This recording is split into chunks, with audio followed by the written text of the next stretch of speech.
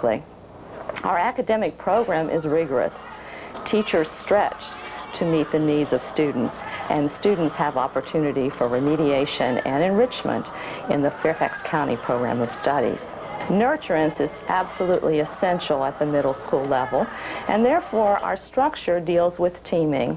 Our students are divided into 6 core teams, small families of about 130 students, where in fact 5 core teachers provide instruction for them. Here we're able to meet their social and emotional needs along with the academic needs. Teachers plan conscientiously together every week to make cross-curricular connections. This has caused a natural segue to the final stages of middle school implementation at Twain. This final stage is a block schedule which we have very proudly implemented during the school year.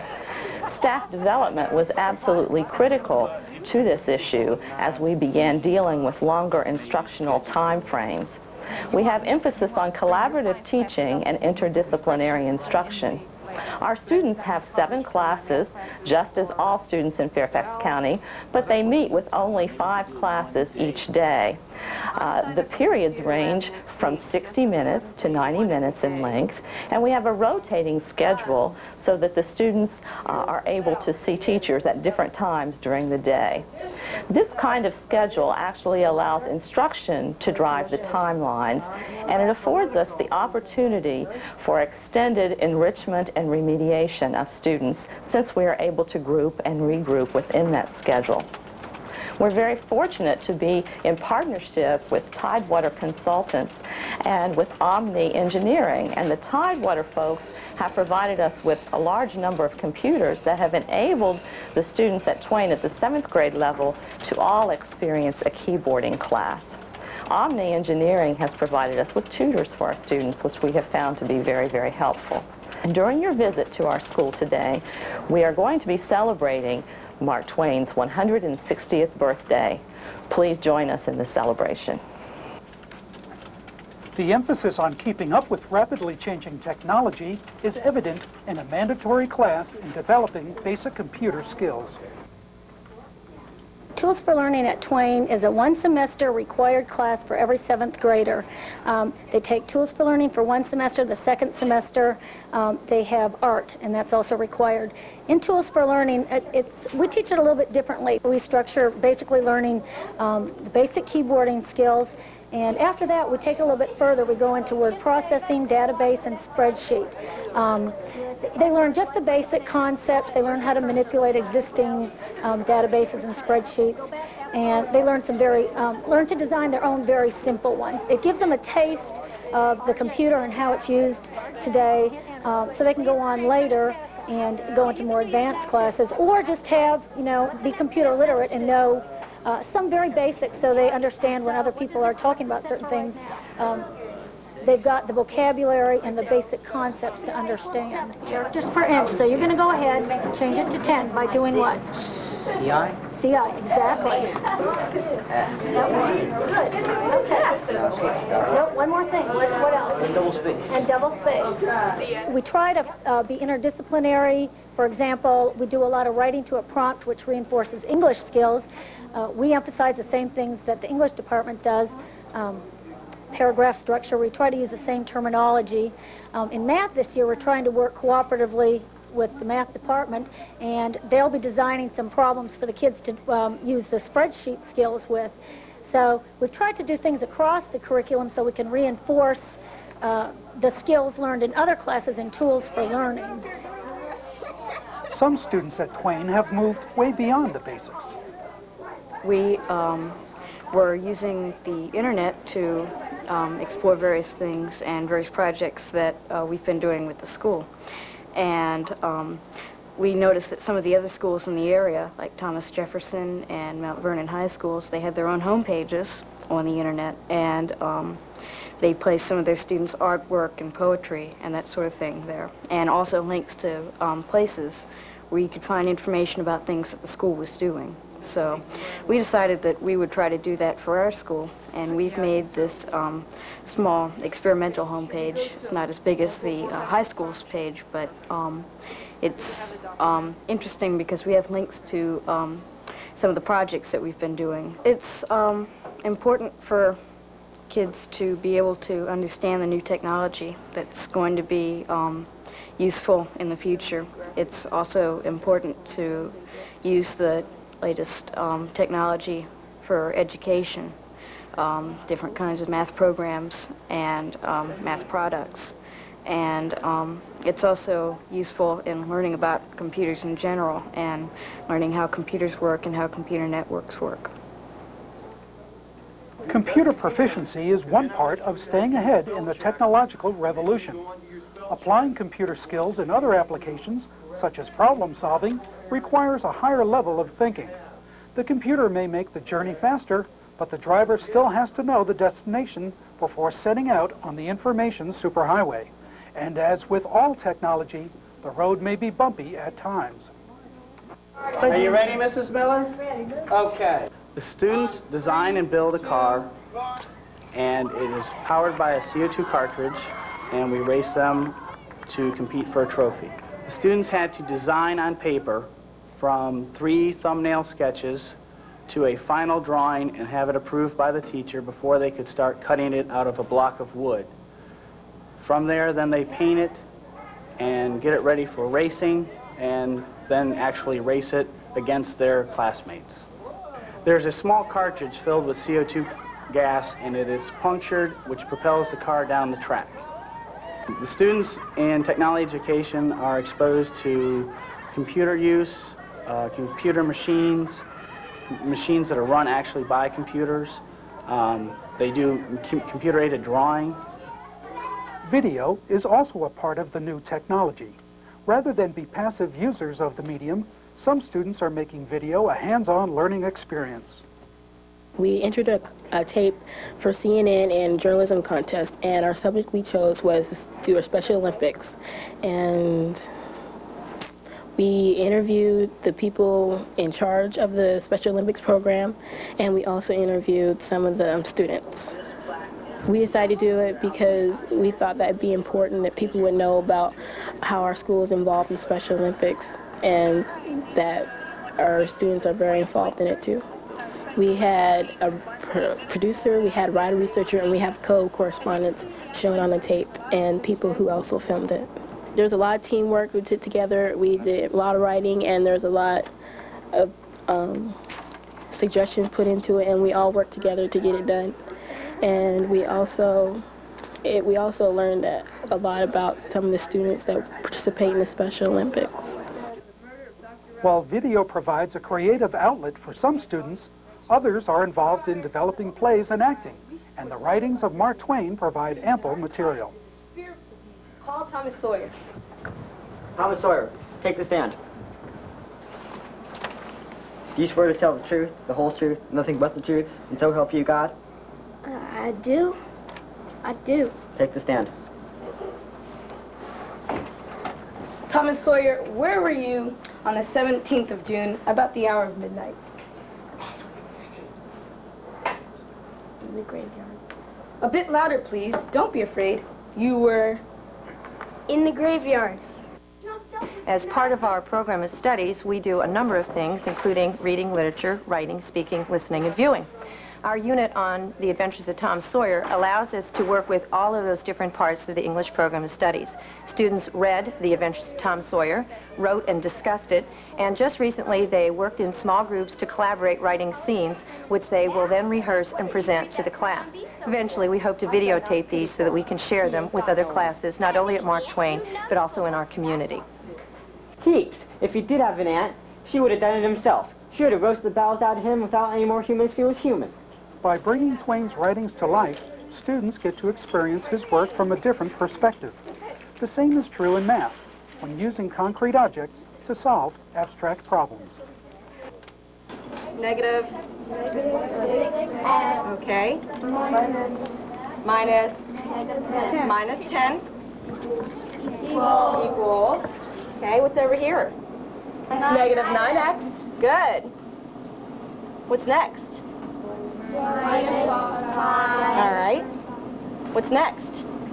Plus 10. Positive 10, correct? Or plus 10? What is our strategy? What do we have to get on the left-hand side? The same thing. The x's or the numbers. As long as the x's are on one side and the numbers are on the other. Okay, how many x's do I have here? 9. All right, well, how many zeros then, or how am I going to get rid of these x's? 0. Create what? 0. Okay, and how many numbers do I have to get rid of? 10. How would you like me to get rid of that? Create zeros. Create zeros? Yeah. Okay. Can someone come up and show me how to do that?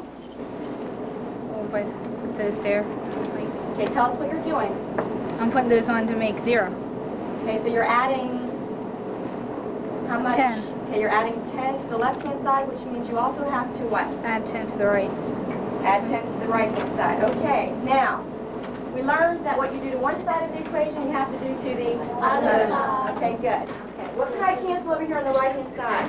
Can I see that, please? So we have 9x and negative 9x. 3x equals 15. Okay, are we finished? Yeah. Do we know how much each x is? No. Can someone come up and deal cards for me?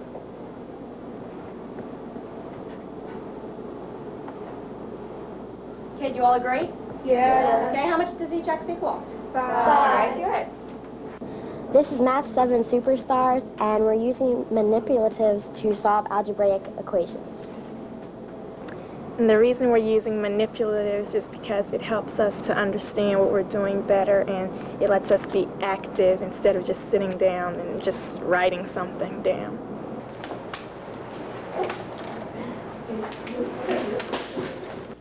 Active participation is an important part of teaching in the middle school, especially when a variety of different topics are incorporated in a cross-curricular approach to mathematics. One of the parts of the program of studies in 7th grade mathematics is quantitative literacy, which involves collecting data and knowing how to interpret graphs and also how to record data and to present your own information that you've gathered. And we've learned from experience that the children get a lot more interested in it if they are interested in the information that they have to graph and record. So in conjunction with Mark Twain's birthday, and the celebrated jumping frog and all that, we did the origami frogs, and we're keeping information on the measurements with the distance jumping and the pond jumping and so on and so forth.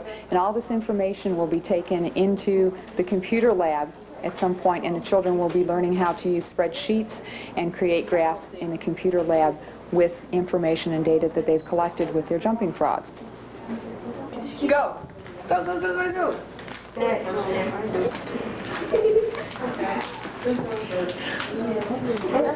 should take one jump at a time. The person with the shortest hair in your team will be this writer. Will be your writer.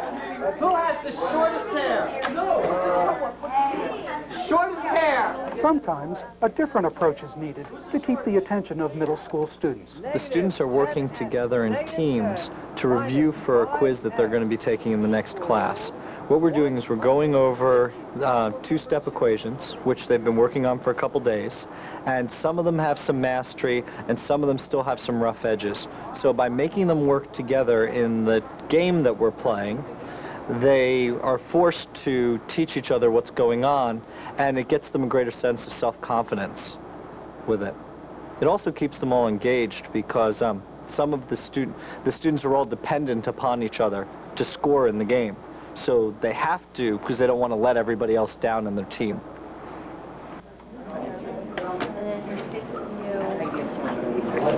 So you have to add the opposite, okay? So adding opposite, you make that a negative. And then you have to do plus 10 to cancel it out. So you add 10, which is 150. I use the approach that I do because I want to keep the students as engaged as possible. The students are all at different levels, and sometimes one student will understand something, sometimes another student will understand something. But no matter what happens, 8th graders love to socialize. If I can get them to socialize about what's going on and have the ones who understand explaining to the ones who don't, then I'm really engaging the students, getting them to do something they like to do. And once they like to do what they're doing, they do better at it. Negative 5x equals 160. Divide -5 into 160. Absolutely. You are absolutely correct. X equals negative 32. Let's put it back. I'm a ham. I'm an absolute cornball. I just do anything I can to make things a little more interesting, a little bit different, something to catch their attention and keep their attention, because if I can make it add that little bit of entertaining to class, and it makes it a more comfortable atmosphere, and they like what they're doing better. This is true. And since it's true, there's some points for you. I'm looking at an E over here. Hers is red because it's in color. Now I want you to draw what you see. Make sure you draw what you see, just like she's doing. Today we had a lesson on how to use the microscope. We started with a simple lesson of introducing to the kids the proper way to maintain and use a microscope. And the first thing we did was to show them how to carry it, show them how to make a slide, which is also called a wet mount. We cut out a small E from the newspaper, and then we give this E to every student. And this is to help them make a wet mount. So after this step, if they're looking for things that can be found, organisms that can be found in the aquarium, this will enable the students to know how to properly adjust the microscope so they can actually observe and sketch what they see. Rub it slightly on your microscope slide. Do it now. And then actually put your cover slip on. There you go. Just rub it around.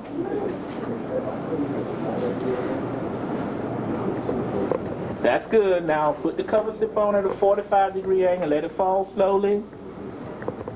When students understand that what we're doing here, teaching them about technology, as you know, technology is a big deal now. And anytime we can teach our kids how to use technology and understand why it is used, then that is one reason why I encourage everyone, especially science teachers, to use the microscope. So how does your doctor determine whether or not you have strep throat? Well, stick something in your mouth, or get some tissues from your throat and looks underneath the microscope. Ah, the magic word, microscope. So if your doctor uses a microscope, it must be important. All right, just want you to remember that. Now, the next thing. The relationship I have in this class is I'm an LD teacher, and I come in and I assist all the kids in every aspect possible, between team teaching with Mr. Barnes as well as sole teaching by myself. We come in here to help the kids that have different levels. The great tool of this inclusion is that we're able to have different levels of kids in a single class and be able to experience the great vast wealth of information that biology can include in their life as life skills. The class is set up in groups of 4, so they can teach themselves, also be mentors to themselves as well as other students. The good part about this setup is that the students are able to walk around and collaborate with each other and consult with certain scenarios. For example, today we were working on the microscope, and the kids were able to interact with each other and discuss, and also walk over to each other's microscope and look at it and see what they've seen in their microscope, because some use different types of organisms or different letter E's, different shapes of E's, and so they were able to experience more of a wealth by helping themselves as well as having teachers help them. Students with special needs benefit from the team teaching approach in the classroom. Many of these students also enjoy participating in a challenging and highly regarded physical fitness program. We have a very large Special Olympics program here at Mark Twain. We participate in 5 sports. In the fall we do soccer. In the winter we do downhill skiing and basketball. And in the spring we do track and field and softball. That way it gives the kids that are interested in individual sports the opportunity for that. And for the ones that are interested in team sports, we train them and work with them on that. We've done it for about 10 years now. We started small with one little basketball team and some track and field. And then we added the skiing and then soccer and full court basketball, and to give the kids a well-rounded opportunity to participate in sports just as their regular education peers would. Last year we were selected as School of the Year for Virginia Special Olympics, which was a very big honor for us.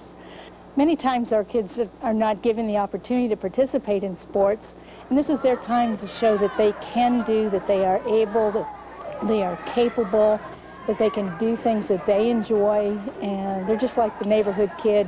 Our team is just like the youth club team that they see their brothers and sisters playing on. Physical fitness is a goal for all the students at Twain Middle School and part of a program to respond to the needs of this age group.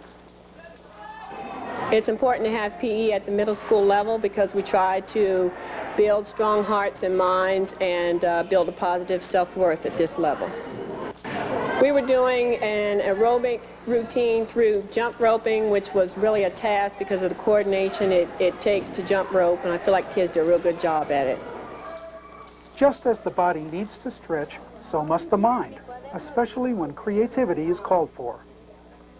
This year, for the first time, all 7th graders in Mark Twain take art, so all 7th graders take art.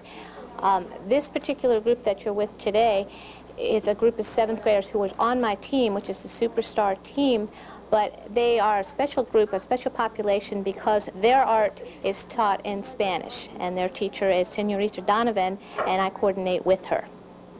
Okay, it's a team effort. Today, they are working on a mosaic project, which in mosaics is inlaid little bits of color. And some are working together, cooperating in a group effort, and some children are working on an individual project. Now, all the projects in the 7th grade program, it's an exploratory art program, all the projects that we do, it's a very success-oriented program. So that it gives children many choices. For instance, this group has decided to work together, and that's a cooperative learning effort, and then some children choose not to, and then they can work on an individual level. So therefore, they can succeed in more than one way. Most of these students began studying Spanish in 1st grade at Rose Hill. They studied half a day in Spanish, half a day in English. The subjects they studied were math, science, and health, as well as the language. When they progressed into 7th grade here at Twain, it was decided to put the Spanish immersion class into the art program, working with Mrs. McCormick. And there were not a large number of students in the program at that time, so some of these students are native Spanish speakers. Spanish is spoken in their homes. They didn't previously participate in the immersion program, but they've joined us here, and we welcome them because their native Spanish abilities enhance our classroom. Creativity often requires discipline in order to attain a goal. We work hard in establishing a quality program, and the last few years we've had quite a bit of success in our performances. The kids have done an outstanding job. Okay, looking good. Nice firm attack on the beginning. Kids need the opportunity to express themselves in various ways, other than academically. And studies have shown, recent studies have shown that students that participate in the band programs or music programs, period, fare better, particularly on the SAT scores. They then generally turn out to be better students. Academically, because music encompasses so many different aspects of the curriculum, such as math, science, the foreign language. Music covers all of these various disciplines, and it's a very important part of the curriculum. And this is something that's very important in making the individual a rounded person, and it's something that they can carry with them for the rest of their lives. We train students here how to be good musicians, and that's something that they use throughout their life, no matter what field that they choose to pursue. If you're a doctor, lawyer, nurse, dentist, trash collector, what have you, participating in the music, particular performing music program is a commitment. The discipline that you learn there does carry over into your work place. You develop a work ethic, a work habit. The routine of practicing on a daily basis is something that you can certainly apply to your daily life. This makes for a well-rounded individual. Mark Twain Middle School is more than just students and staff. One of the greatest strengths at Mark Twain is the staff that we have, the administrative staff, the principal. I think the teachers are top quality, very interested in doing what is best for the students, and it shows in how they teach. And there's a sense of teamwork here at Mark Twain that I think carries over into our volunteer part of the school, the PTA. We have a very active PTA who works very hard to provide any needed items or manpower for things that go on in this school. I think that's one of the strengths of this school, is that the parents are able to work as a team with the teachers and feel appreciated, and it works very well here.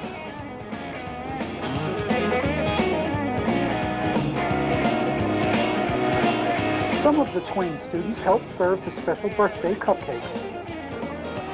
Some were working on a recycling campaign. Others were taking a leadership role in their student council, while other students were working on special projects for the holiday season. There's a variety of opportunities available to students at Twain, and a number of avenues that students can take. The cynical Mark Twain once said, "I have never let my schooling interfere with my education." He probably wouldn't have said that had he gone here.